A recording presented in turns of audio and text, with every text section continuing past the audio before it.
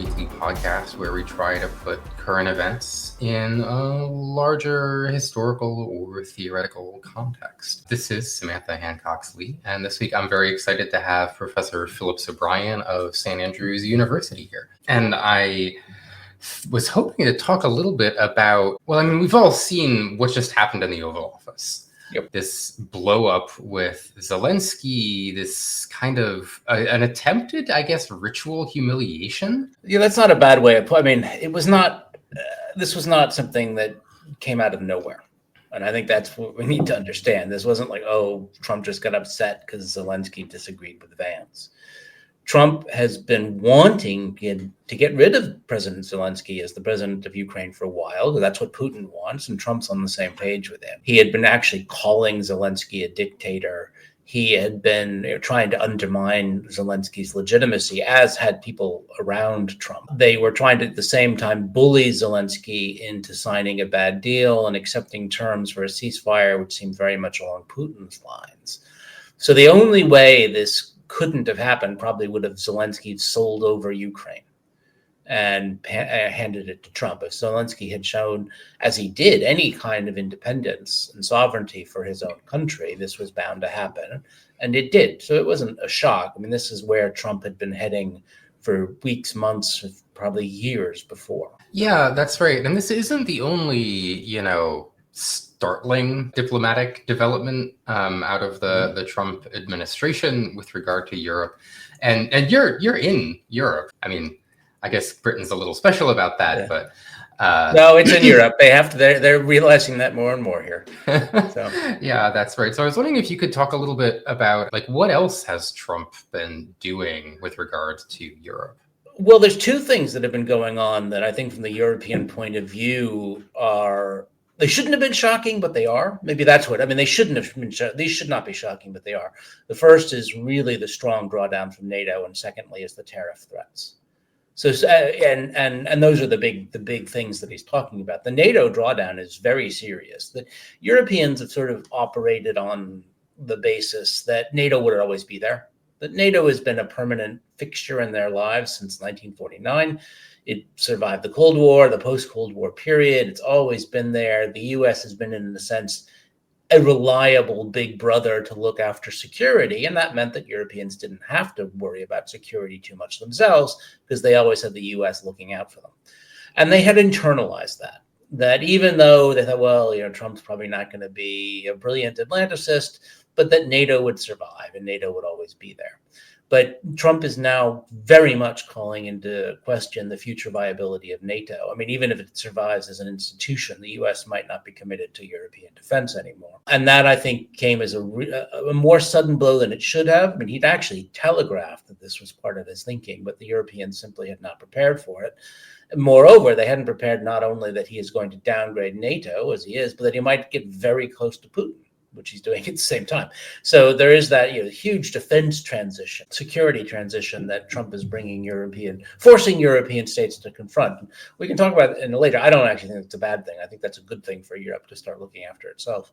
The other thing is he now seems to be threatening Europe with very large tariffs, 25% tariffs on weirdly specious grounds that they have value-added tax, which is just like a sales tax. But for some reason he's saying, okay, you have a sales tax, therefore I'm going to throw 25% tariff on you, which I think he let the cat out of the bag by admitting he's just anti-European. The EU is a group set up to screw America. So those are the big things that he's changed the U.S. from an ally, an ally with whom Europeans had some differences, but basically a reliable ally, to now a real security and economic threat. Yeah, and so recently, Neil Ferguson, I'm never sure how to pronounce that name, and he's not the only one, have made the argument that, this is just Trump acting as a deal maker, right? That This is a new era of transactional foreign policy, and, he's just talking a lot of stuff because he wants to get a deal out of it at the end. What's the deal? That's the thing. It's his deal is a really bad deal because it seems to be to make Russia really strong. That I think this is an attempt by certain right-wing academics in the press to justify their support of Trump, and so they're desperate. You go back to what they were saying after the election. Oh no, Trump would be great for Ukraine.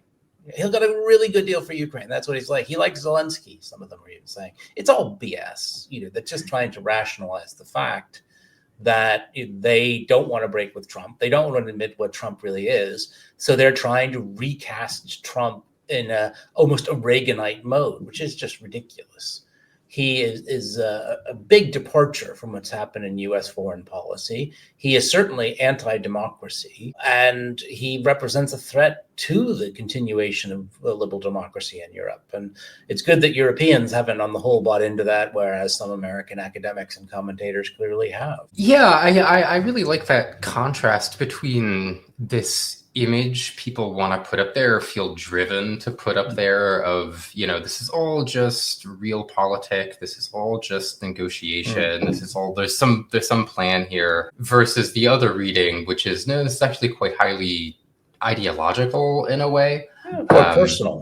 Or personal. So before, obviously I come down on this as ideological and personal, but I want to talk a little bit about where people are coming from when they suggest that it's all realpolitik. And in particular, there's kind of a theory in international relations, realism or neo-realism or structural, there are a lot of realisms out there. And this actually, just sorry, complete aside here, but like every discipline has a realism, or maybe different, like 5 different realisms. And there's also a rationalism. And sometimes there's another theory that just has a name that means this is the correct theory. Realism is actually, and I've always been a critic of realism, but I think it's now completely discredited. And actually, Trump is a key part of the discrediting of it, because realism is based on a similarity of state action. What realism posits is that all states have sort of similar drives behind them, and that is to maximize their power and security in a chaotic international world. So whether you're a democracy or a dictatorship, states strive to increase their position, increase their authority, increase their security in much the same way. Therefore, the offensive realists are saying, what Russia's doing with Ukraine is fine. This is what states do. States expand and they try to take security and take countries, and Ukraine represents a threat to Russian security, particularly if it joins NATO. So this is how we understand it. The problem is, what we've seen is that a lot of it is nonsense, because it's actually individual leaders who can be very different. There is no state behavior that transfers easily from one state to the other. Joe Biden had one policy. Donald Trump has an extremely different policy. Now, if you're a realist, they should be basically behaving the same, because they should be doing the same thing. And Putin had not every Russian leader would have invaded Ukraine. That was very much Putin's policy. So I think what we've seen is this overall similarity of state behavior needs, and by the way, similarity of state interest. What we can say now is there is no actually defined national interest. National interest is what the leaderships want it to be. Putin had a specific idea of Russian national interest. Trump has a specific idea of American national interest. So that whole overarching theory just doesn't make any sense, that states don't have a similarity of behavior. They can be very differently. And indeed, European states for the past 30 years have gone down a very different non-militarized route. They haven't been trying to maximize their power in the international system. They've been very happy to let the United States play the security role, so that there are great differences in state behavior that realism doesn't account for. And I think that is one of the big problems. And the other thing Trump is doing is Trump is ripping off, I wrote a piece on my Substack, basically exposing the dirty little secret of American hegemony, which is actually not all states behave the same, because the United States for the past 50 years could have taken Greenland at any time. It could have actually been an expansionist power, but it chose not to. And if you believe in realism, the United States should have probably moved into Greenland or Iceland and taken anything it wanted that it believed it was in security. But the U.S. has chosen not to do that, or even threaten it until Trump. And that is a very sort of problematic thing. Where is Mearsheimer defending Trump? Mearsheimer, all the realists should be going up and saying, yeah, the U.S. should take Greenland. It's a major part of, it's a security concern to the United States, and they don't want little Denmark, who can't defend it, occupying it. Much better for the U.S. But amazingly, the realists aren't doing that. I have not heard them come out and defend Trump for taking or threatening to take Greenland in the way that they were defending Putin for trying to take Ukraine. It's exposed the hypocrisy behind realism. Yeah, the hypocrisy is definitely something I want to come back to about the way Mhm. realism gets used. But I Yep. want to dwell a little bit on that thing you said about similarity of state interests, right? That realism kind of presents itself as the cynical and hard-headed and realistic Yeah. view of states, and we don't care about all that airy-fairy ideology stuff. It's all Mhm. national interest, right? And there's a couple of versions of it. There's the, like you were talking about, there's the offensive realism, which says every state needs, Mhm. desires to maximize their own power and territorial aggrandizement, I guess. And then there's Mhm. defensive realism, which says, well, no, we don't even need to assume that. Every state just wants to survive. Mhm. But in an anarchic international system, if you want to survive, you need power. So it all kind of works out to the same thing. But like you're saying, this doesn't seem to really be borne out in practice, right? Because states don't act the same, leaders don't act the same. I know you've written a book, The Strategists, that is very much about the role individual leaders and individual thinking has in state policy. Yeah, I mean, it's interesting. I've come to certain conclusions that I never thought I would 20, 30 years ago. That the whole thrust of international relations thinking or historical thinking was against the individual leader idea. What was called the great man theory. It doesn't have to be men, it could be men, women, anybody. But it was against the idea that individuals make a big difference, all right? That we have had longer, larger theories dominate from Marxism to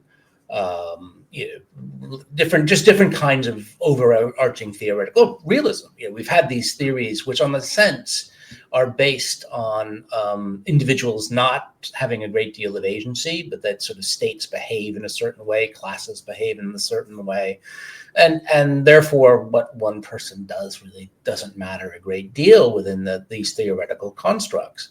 But actually, if you look at the Second World War, and it all came to me because I spent a lot of time writing about victory and defeat in the Second World War, that actually the leaders made a massive difference. Hitler, Stalin, Churchill, Roosevelt, Mussolini, what they chose, and in most cases chose voluntarily. They did not have to do the things they did. Hitler didn't have to attack Poland in 1939. Mussolini did not have to join him in the war in May of 1940. Stalin didn't have to sign the Nazi-Soviet pact. Roosevelt didn't have to provide aid to the Soviet Union and to the UK. All of these things are choices.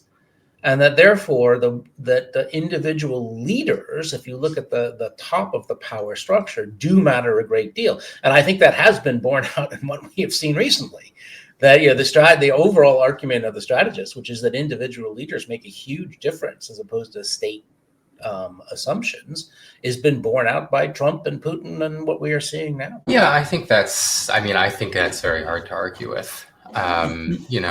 Realism has, there's some like nice little predictions you can make out of it. And I think it's important to understand the logic of realism, right? Mm-hmm. The logic of national interest. But if the kinds of, there are certain historical episodes that it seems to predict pretty well, like certain aspects of like great power competition in Europe and like, how do the powers balance against each other, blah, blah, blah.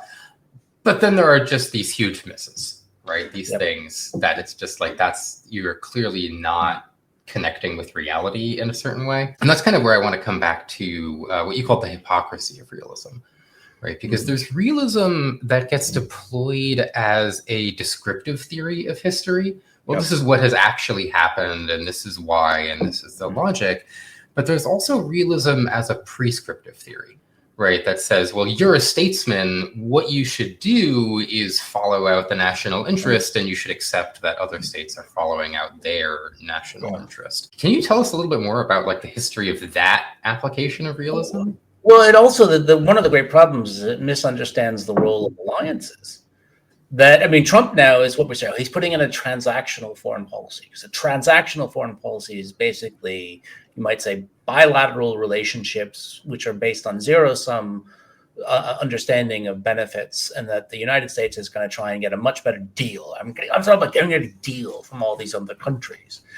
Actually, what the United States is doing is weakening itself internationally because it's blowing up the most effective alliance structure the world has arguably ever seen, which is the United States-based alliance structure set up after the Second World War, which had NATO, which had a number of powers in the Pacific, Japan, South Korea, Australia, all connected with the United States, which provided an enormous amount of security, and I would argue provided a great deal of economic prosperity as well. The sort of the U.S.-based alliance structure has been a huge benefit. But Trump is now reframing the whole thing as basically a failure because we have trade deficits, which is the most ridiculous way of trying to frame these relationship structures. So I just think that is the thing, that the alliances actually are more important and setting up larger cooperative blocks than individual state-on-state actions, which is the way it likes to be framed. So that's just one way of misunderstanding, I would say, international relations and realism, is that we look at states as almost individual actors in a chaotic world, all trying to do the best they can. But actually, cooperative action, certainly among democratic states, has been far more effective than anything else. Yeah, and I think this comes back to, I guess, a different theory in international relations, the so-called democratic peace theory, which is, I mean, you might not say it's not so much a theory as like the democratic peace fact that like mostly democracies, liberal democracies, don't go to war with each other. In ways that are like highly unusual, historically speaking, right? And like France and Germany are kind of the poster children for this. Right, that France and Germany spend a very, very long and bloody history fighting each other, just constantly, because they were always going to be each other's biggest problem.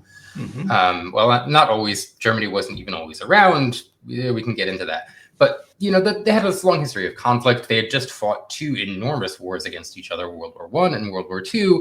And then they both become liberal enough democracies after World War II, and they just...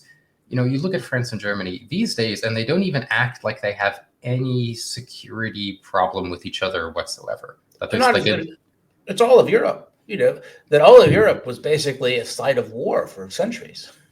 That you could involve almost any parts of Europe and say that these were places that were constantly squabbling over borders and territory and peoples and economic resources in a constant cycle of war that had been going on since weapons started being developed. And what we have seen since 1945 is the exact opposite of that. Now, a lot of that were provided by the overshield of U.S. security, but it was also because European states behaved differently. They set up different structures, the European Union being just one of them. And the idea of a Franco-German war is ludicrous now, whereas, by the way, the idea of a war between Poland and Russia is not. And that's what we have to sort of to understand, that there is very strong possibility of war between Russia, a non-democratic state, and the states on its border, whereas the idea that Poland will or Finland would go to war with Sweden, or Poland would go to war with Germany, it brings out laughs. But that reality, by the way, disproves a lot of realist assumptions on state behavior as well. But I think it's something that does have to be understood. The problem with democratic peace theory or whatever is I don't think we realized how fragile democracies were. When do you stop being a democracy? When does this break on behavior occur? Is Trump ending that? Is Trump now actually breaking out with his threats to Greenland, his threats to Canada's sovereignty? And he's making direct threats to Canadian sovereignty now, talking about breaking the country and trying to incorporate it in the U.S. So at what point does the democratic impulse break down for at least no war between democratic states? And we are witnessing that now. Yeah, Trump's just a great natural experiment in so many theories. I mean, I think, the Europe case is interesting, right? Because like you say, there's been this argument that the European peace, it wasn't really about democracy. It was about the American security guarantee. And I mean, we're seeing Trump do his damnedest to withdraw the American security guarantee, but you don't see Germany arming against France and Britain arming against Germany and Poland arming against Finland. No one's doing that. No, they're arming against Russia. That's what they're arming against. Yeah, that's right. So yeah, there's certainly a lot of go to that theory, but like you say, the problem is democratic. I mean, that's the problem of our age. It feels like is democratic backsliding. Yeah, and it's interesting. The countries like Orban talks about taking parts of Ukraine. At what point does the democratic impulse begin to break down, and are we seeing that in parts of Europe? So that Orban's a fascinating case because he has openly mentioned about taking what he would call ethnically Hungarian parts of other countries, even though that's often based on pretty invalid claims. Yeah, and yeah, that's certainly. I mean, Orban's an example. We'll see. I mean, he hasn't done anything about it because he's just the leader of Hungary. But no, we'll find out. I guess it's exciting times, right? Yeah. So the other thing I kind of wanna circle back to is the way realists have occasionally deployed realism to say, well, look, like we've been saying, you shouldn't take account of ideology. You shouldn't think about ideology in foreign affairs. Yes, we understand Ukraine is a democratic nation, but like that doesn't matter. They're in, Russia's sphere of influence. Great power. Like realism teaches that great powers get spheres of influence, and so therefore we should just let it happen, right? Yep. And this isn't. This is not a descriptive theory. This is a prescription. This is telling people how to act, that you should act in accordance with these selfish mandates and or recognize them. And I mean, a lot of times these people will pitch this prescription as leading to peace, right? That ideology, ideologically motivated foreign policy will get you entangled in wars that you don't need to and create these irreconcilable differences between countries. But if we all are just honest about our own self-interest and we all interact in this transactional way, then that will lead to international peace. What do you think of that? Well, I mean, there's so many problems with that overall idea of behavior. One of the problems with realism, is actually its phrase makes it sound more hard-headed than it is. I'm a realist. You're not a realist. You're a dreamer. The opposite of realism is obviously something they would say is not realistic. But actually, realism fails on so many grounds of not being realistic. In one way, it doesn't actually understand power terribly well. If you were who was wrong on the Russian invasion of Ukraine, it was the realists. Because they all thought, oh, Russia was super strong and Russia would overwhelm Ukraine. That was a very common argument being given forward in American realist circles and American realist think tanks. Oh, Ukraine should be sold out because Russia's really strong. Well, actually, if you're going to be a realist, you better have a pretty good understanding of strength, and they clearly don't. That they because they have, I would argue, their vision of strength is simply too much based on simple metrics. How many tanks do you have? How many aircraft do you have? How do we view a conventional military as being strong? And and that's because that's very easy. It's easy to count these things. But actually, it was fundamentally wrong because national strength comes from many factors: societal, economic, political, and to understand these all different and how these different elements of strength react simply is beyond realism. So they're not realistic because they don't actually have a proper understanding of power. Yeah, no, that brings up something that honestly I'd love to get to talk about in the future on neoliberalism, is the way that militaries seem to often be mirrors to their own societies. Entirely. Right? Yeah, they're not something you can go buy at a store and you just pick out the best one that you want, but they're always informed by the culture and the institutions that they're built on. That's so important. I mean, I worked on a project on the assessment of the Russian and Ukrainian militaries before February 24th, 2022. And what was interesting is the inbuilt cultural biases of the people doing the analysis, i.e. the Russian military would be great, the Ukrainian military would be crappy. This was actually very widely shared. The Ukrainian military had no chance against the Russian military. And what was fascinating is that they had just culturally assumed Ukraine would have a corruption problem and Russia wouldn't. The Russian military had basically gotten rid of its corruption problem. But what we can see is that Russian society has a huge corruption problem, and that has trickled down to the military hugely. And so the Russian military was far less than a sum of its parts. They were assuming it was going to act like a pretty well-drilled machine, with, as a military operation. But what they didn't realize is this military had huge weaknesses brought on by those endemic in Russian society, and corruption was one of them. And whereas they discounted on the Ukrainian side, I would argue, Ukrainian resistance and willingness to fight for their own freedom, that the Ukrainians were sort of looked at, oh, they're overmatched, so they'll have to deal with it.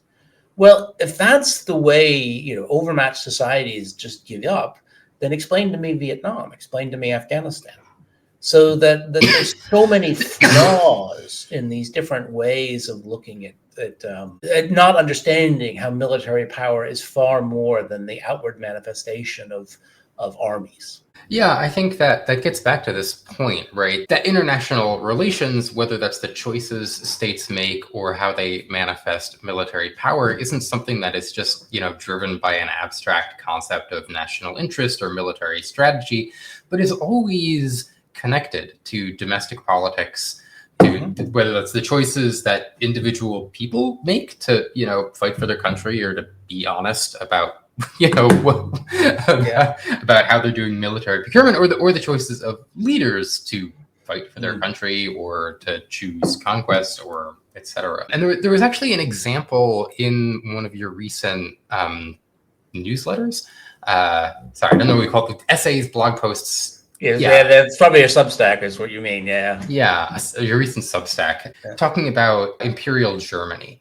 And the role of Kaiser Wilhelm II, specifically in driving German militarism and the crises that led up to World War I. I was wondering if you could say a little bit more about that historical example. I was trying to use it to make a point about this idea of transactional foreign policy actually being a wrong-headed way of evaluating state behavior and how to improve your position. That Germany, when Kaiser Wilhelm took over, had a brilliant alliance structure. It had almost complete security through what was called the Dreikaiserbund, the Three Emperors League, where Germany had alliances with Austria-Hungary, and it had an alliance with Russia. And that provided total security for Germany to the east. And it kept France isolated. France didn't have another major ally in the European continent. So Germany, which had taken parts of France during the Franco-Prussian War, had security there. And basically, it had Europe, and also had an alliance also with Italy at this point under the Central Powers. So it had this extraordinary comfortable position structurally in the European order that it had put together, and partly had been put together by the famous German Chancellor Otto von Bismarck. That Bismarck had put together a lot of these alliance structures. Kaiser Wilhelm, however, hated them. He wanted to, in his mind, have more freedom of action and not be tied down by these alliances. So one of the first things he did, he got rid of Bismarck very soon after he became Kaiser, was to let the alliance with Russia lapse and move on from that. And that basically, you might say, sets the seeds for German defeat in the First World War, because it allows Russia to ally with France.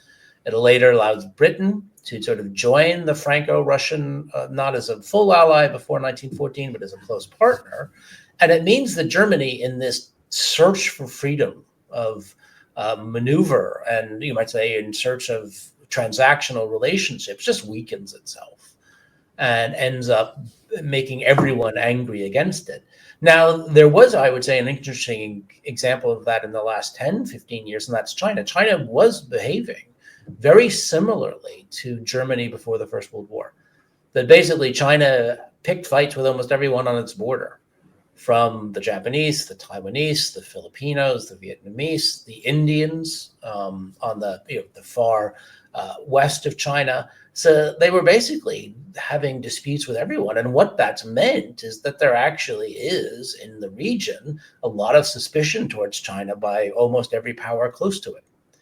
And the Chinese seem to have gone and picked fights with everybody. And that's not always the best way of doing business, as they have heard. But they might be, thankfully for them, saved by Trump, who is even throwing away the U.S. relationships with a lot of those countries. Yeah, I think the example of Germany, I think there are a lot of parallels with China. And I think it's interesting to kind of look at the world as Kaiser Wilhelm saw it.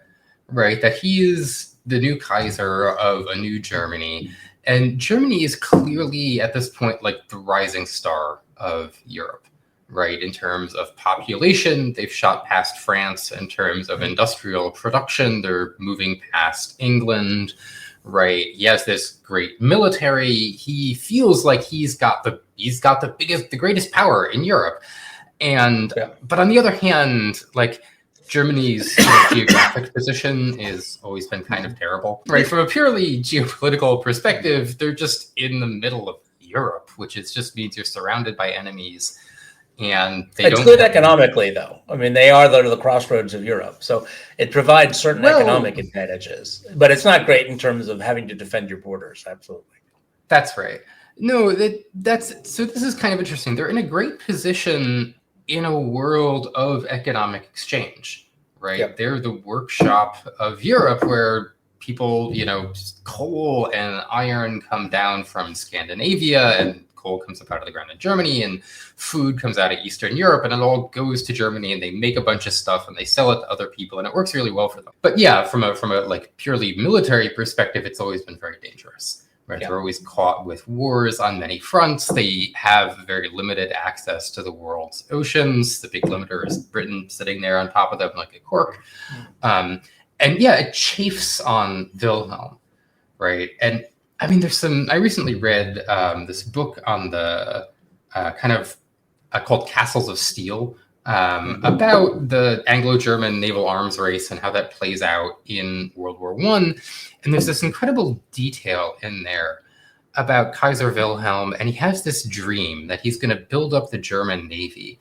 And if someday he will have exactly as many dreadnoughts or battleships, I guess at the time, as his cousins, his cousins, who are, the King of England, and they're going to have this big fleet procession where all the German fleet and the British fleet will sail past each other, and his cousin, will embrace him, and will finally see him as an equal, right? And it's like it's this really childish dream almost, right? You can see it as a child's dream of recognition from someone he feels inferior to.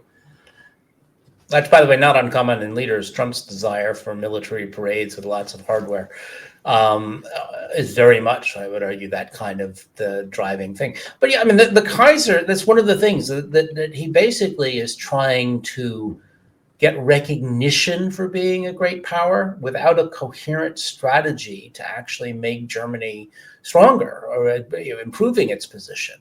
What he seems to crave more than anything else is at least a recognition that Germany is now a dominant power on the European continent. But how he goes about trying to get that recognition is almost by threatening people. So he threatens the French, say, over Morocco, but he threatens the British with the Navy. Now, the Navy is, by its nature, a huge threat to the British. The British, if they lose control of shipping in the North Atlantic, will basically cease to be an independent power because Britain can't feed itself. Right? There's too many people on these islands for the food production to actually supply the needs of the population. It's overpopulated in food production terms in, say, 1900, nowhere close to being enough to feed itself. So if at any time any other power gains naval control over the North Atlantic, and all the food was coming from the United States, from Canada, from even South America, Argentina, and cuts that food supply off, Britain is in massive trouble. It actually would cease to be an independent power, arguably. And what the Kaiser doesn't seem to understand is that in building up the German fleet, even though he doesn't think of himself as someone who's going to go to war with Britain when he starts doing it, he is representing a huge threat to the British. And they start getting very sensitive to the growth of German naval power. And German and British statesmen who want to be anti-German, people like the Foreign Secretary Edward Grey, are able to take advantage of this to really push Britain down a very anti-German line, which I think Kaiser Wilhelm just didn't understand what he was doing, just how threatening he was being by wanting to act like a great power. No, I think this whole story, I think reveals a lot of what we've been talking about and a lot of what's happening today, right, that you say Germany was in a good position, as economically was intertwined with Europe and it was making her very rich. She was a very powerful country. She has these comfortable alliance systems. And then, choices of individuals to kind of pursue, what they called then, a place in the sun, or these dreams of national or imperial glory, in pursuit of what he called freedom of action. Like you felt like the alliances were chaining you down, and if you could just get away from them, then you'd be more powerful. Yeah. And if you could just have a bigger navy, then you'd be greater. And I mean, you look where that gets Germany. It's not great. It's left with Austria-Hungary as an ally. So it basically throws away its stronger allies and antagonizes other strong countries like Britain, and ends up with a bit of a basket case with Austria-Hungary as its own ally because it didn't want to be beholden to it. But actually, having a bad alliance is even worse because it means you in some ways have to prop up weakness. So Germany ends up in the First World War partly because its ally is really under pressure, and Austria-Hungary acts in such a way that it helps precipitate the First World War. So yeah, I mean, it's a disaster across the board. There's something you didn't talk as much about in your well, I can't remember, maybe you did talk about it, is the Triple Alliance, right? Yeah. Is that nominally prior to World War I, Italy was supposed to be on Germany's side. Yeah. Right, they'd signed an agreement, a secret agreement, I suppose, that they were. Well, it was well known, but the Italians said it was defensive. So that basically, it was an alliance that said that if Germany is attacked, Italy would fight for it, or likewise, if Italy was attacked, Germany would fight for it. And the Italian government in 1914 says clearly Germany was not attacked. Germany precipitated the war, so that the defensive clauses of that treaty in their mind didn't hold. And that's why they actually don't join the war on Germany's side in 1914. I mean, I think you could make the argument that, they're right in a legalistic sense, but if they wanted to, they could have also easily made the case the other way and just said some things. What they looked at the world and they're like, yeah, we don't want to sign up for this war. And well, I mean, actually, let me rephrase. They do want to sign up for the war just on the other side because they want to take a little bite out of Austria. It's just, Italy is a fascinating example of leaderships making terrible choices out of being actually lucky to begin with. That both in 1914 and also interestingly in 1939 with Mussolini, the Italians don't go to war when the war starts. So in 1914, they don't go to war with Germany and Austria. They say, this isn't our interest, we're staying out. And likewise, in 1939, Mussolini determines that actually Hitler is not a sure bet. And he doesn't want to go to war with Hitler in September of 1939 because he thinks Italy is going to be stuck holding the bag by fighting the British basically by themselves. So he steps aside. And in both cases, then Italy was in a great position where it was not at war. Its population was not going to get slaughtered. And everyone else is going into these massive conflagrations. But what's fascinating is in both cases, the Italian leadership makes for quite different ways. They make different processes to eventually go into the war when they don't have to. In 1915, the Italian leadership sells itself to the Western Allies because the Western Allies promise it more. By the Western Allies, I mean the British and the French primarily. That they basically can promise Italy parts of Austria-Hungary, which Italy covets. And that Austria-Hungary can't really promise parts of it to Italy. So it becomes, in the Italian minds, this is the way for national greatness. And in 1940, Mussolini's just afraid he's going to miss the bus. He's got to join with Hitler. But he doesn't have to, because there's a fascinating counter example of another European right-wing dictator who doesn't in 1940, or even 41, when Hitler wants him to join the war, and that's Franco of Spain. Franco actually keeps Hitler at arm's length when it comes to joining the war, whereas Mussolini just can't do it. Yeah, no, we can talk about Spain all day, but I think the Italy case is quite interesting because it shows, on the one hand, the fragility of transactional foreign policy, that Germany and Italy have this not an alliance based not on shared values, but just totally, we're just going to have an alliance because everybody needs allies. And that just breaks the minute the winds change.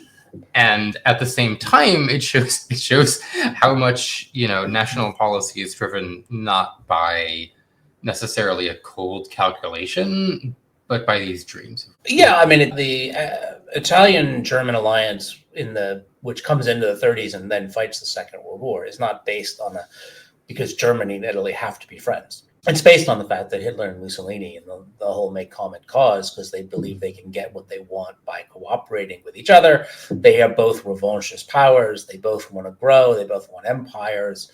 In many cases, they're both traditional realists in the sense that they are trying to maximize their power, but in their own screwy way. And they do it, I would argue, well, for Mussolini, it's an extraordinarily destructive way. That he maximizes power to his own destruction in his own way. Hitler does well. It takes a few more years for Hitler because basically they don't really know what they're doing.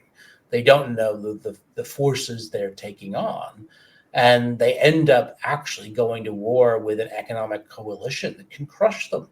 The British, the Soviets, and the United States, and that they end up causing the creation of a force against which they really have no way for victory, and they don't fully grasp it. I mean, if you want to talk about leaders being detached from reality, it's Mussolini after Pearl Harbor when he's actually really pleased. Ah, great, the U.S. is in the war, and you think, what idiocy. What is he doing to say this is actually a really good thing? With the U.S. in the war joining the British and the Soviets, Mussolini's going to get crushed. And he's going to get crushed in short order, which he does, but they just don't see it. Yeah, I mean, to kind of bring it back to the world we're living in today, I think you can see a lot of these parallels going on, right? That Trump, clearly feels like America's gotten a bad deal from the world system that we built, right? Yep. A system of military alliances like NATO, a system of free trade embodied in various organizations, and that, these things are all tying America down. And if we can just cut ourselves off from all of those systems, then, we'll be free and we'll be able to exercise our great power in great power ways by conquering Canada. And I think I don't even want to speculate about the possibility of war with Canada because that would be a catastrophe.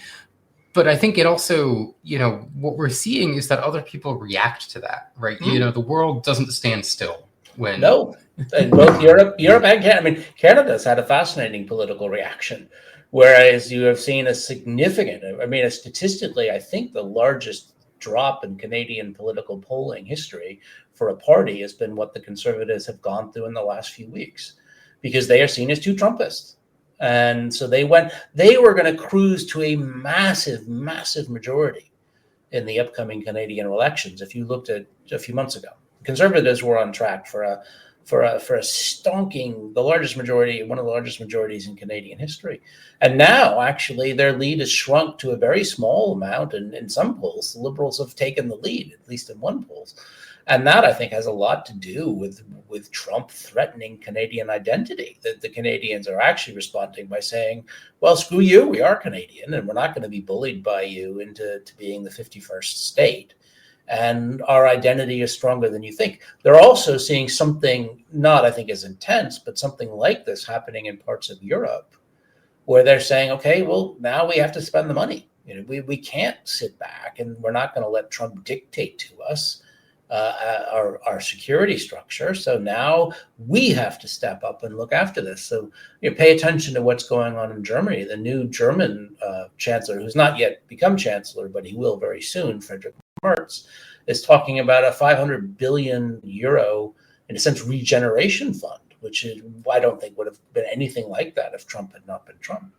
No, I think that's right. I mean, we've seen for decades now the Germans have been deeply afraid both of rearmament and of deficit spending. And now they're like, the world system has changed and we got to do both. And you're seeing this all across Europe, this push for rearmament. Right? Because on some level, Trump's ability to bully Europe in this way or to talk shit about Europe just comes from, like you say, the fact that Europe kind of has coasted on its own security. Yep. And I think basically Trump expected Europe to fold to him. Yeah, his view is Europe's weak and we can boss it around and they won't really actually oppose us because they're too desperate to keep NATO going. And as always, he miscalculates on other sides because he doesn't think they're going to react the way they did. And then what he does is actually antagonize in his quest for bilateral transactional relationships. He actually antagonizes, in many cases, the people who he wants to cut a deal with. So he's creating a far more anti-American Europe than existed before this, and one that he didn't have to create. Yeah, and I mean, I think we see this with America, like you've talked about a little bit. We've seen how China has basically done this with all of its neighbors, unfortunately, but it is what it is. And it does feel like we're entering kind of an era of increased geopolitical conflict where, it's the classic security dilemma, right? If one nation starts to rearm and starts to act belligerent, everybody else had better start rearming really quickly. What it is it's actually the breakdown of the American alliance system. Why we didn't have wars, in many large state-to-state wars over the past, since 45, arguably. There were wars, the Korean War, Vietnam War, there were wars. But why we didn't have many large state-to-state wars is the U.S. alliance structure was simply too strong. It won the Cold War. The Soviets couldn't compete with it in the end. It provided security in large parts of Asia and all of that. But now, if that alliance structure is no longer there or no longer trustworthy, then we're in a very much more difficult world because there is no one force that you can say was the dominant force. And the U.S. seems to be willingly giving up that dominance and creating enemies where it used to have friends. But that's the reality of where we are, which means war is more likely going forward. Yeah. Not just state on state, but great power war. Right? I don't like the phrase "great power." I hate it. It's my own. No, I understand that. I just wanted to quibble because we have had state on state conflicts, just not between Russia and the European Union, or but not between not between what we would have seen as the great powers, which is usually the ones who had historically the wars. Yes. Yeah, and so we haven't had that. We haven't had that, and I don't think the reason we haven't had that is, I would argue, the success of the U.S. alliance structure. Yeah. So I guess I take things from the present to the future a little bit. Let's make a bold prediction that Trump is going to be president for several more years, and that these processes are going to continue in kind of the direction that they've been continuing. But maybe someday in the future, we'll be in a position to start picking up the pieces. How would you pick up the pieces? I don't know. I mean, the thing is, it's not whether you come back to an Atlanticist in 4 years or 8 or 12. The thing is will Europe ever trust the U.S. again to be its security guarantor? And I would say they never should again. That, the United States was reliable during the Cold War and for a period afterwards, but what the U.S. is showing now is it's not reliable. And even if you have another Atlanticist come to power, it's not like that unreliability is gone. That Trump has shown actually that the U.S. is not what Europeans thought. So I would think you can't go back to what you were. It will be impossible unless the Europeans are foolish. I mean, maybe the Europeans are going to be so desperate, European states, not to spend money defending themselves, that they will go running after the next Atlanticist president and just assume everything's going back to the way it was. But I tend to doubt that. I tend to think now that the assumptions upon which we had the post-1945 world are over, and that Europe will have to be far more proactive looking after itself, as, by the way, will U.S. allies be in the Pacific. The Japanese, can they rely on the United States and all those other allies? And what we're going to have is more fragmentation, and the U.S. will never be able to put back together what it had. They can try to have better relations, they can try to work together, but the U.S. will not be a reliable partner in many of those states' eyes. Yeah, I think it's absolutely true that we're never going to be able to go back to the way things were. And a lot of this is going to depend, on choices made not in the United States, but in other countries about how they want to manage their own security. And so I guess how do you think Europe should manage its own security, whether or not there's an Atlanticist in the White House? I think it should base its security now on the assumption the U.S. will not be around at all. So what does Europe need to keep its liberal democracies free, defended from outside threats, based on its own resources? And that's what it has to plan for. It cannot plan on any more reliable U.S. aid. So it needs to have a really honest discussion about what kind of threats it wants to prepare for and say, how do we have a European-only response to that? It will require both mental changes. So Europe will have to strategically start thinking for itself, which it's not used to doing. It's basically outsourced its strategic thinking for decades, almost a century now, to the US. So it's going to have to start thinking strategically. And it will probably have to create new structures as well. Something like a European-only NATO, where the alliance of military forces for just European states is strongly coordinated, more strongly than even the NATO alliance were. Interesting question, of course, is whether Canada wants to join that group. But I think basically you're talking a European-only NATO. Yeah, I was wondering if you could, maybe speculate a little bit more. European-only NATO, I think that's true in the broad strokes, but there are problems that, is every country going forward going to maintain its own little military? Well, no, that's why you need the European NATO to have a stronger structure than NATO does now.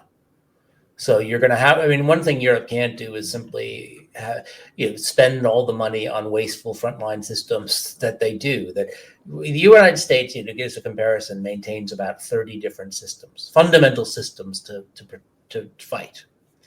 The Europeans amongst themselves have about 130, almost more than four times as many systems the Europeans maintain as the Americans, because every country wants its own tank, every country wants its own this, wants its own that. That has to end, and that is a vehicle. That's why the European NATO has to be a closer organization than even NATO today, because it's going to have to say, okay, we're going to build this battle tank, and that will production process will be shared by these 2 to 3 countries. We're going to build this frigate, all right, and it's going to have to find a way to pencil out the work so that everyone's politically happy, but that it's more efficiently done. And that can only be done through a closer political grouping. Yeah, that's very much my own conclusion, right? A system where every country is building its own self-propelled gun and they each build 4 of them a year that is not functional. Nope. And I think, if Europe wants to be free and secure in the future, they really are going to need to turn, not to national individual self-reliance, but to a community of shared values, like we've been talking about. And as it turns out, also shared fiscal resources. And there are going to have to be some hard trading, and people are going to have to change their militaries. Not everyone can have a large army. Well, not large, but not everyone can have a small army, Navy, Air Force, etc. It's going to have to be, okay, what do you do? What do you do? And how do we balance off actually the security needs and the efficiency needs of European defense? Yeah, I think those are going to be some very, very tough sessions somewhere in a building in Brussels. Undoubtedly, yeah, undoubtedly. Yes. So yeah, this has been a great conversation to try and. Yeah, thank you so much for coming on. So yeah, everybody, Phillips O'Brien, author of The Strategists, the second most powerful man in the world, How the War Was Won, numerous Substacks and other contemporary essays. Thanks so much for coming on. As a reminder, Neon Liberalism is a listener-supported publication. If you like what we do here or what you do at our parent publication, Liberal Currents, go on over to patreon.com/Liberal Currents and give us a subscription. One final note to close out.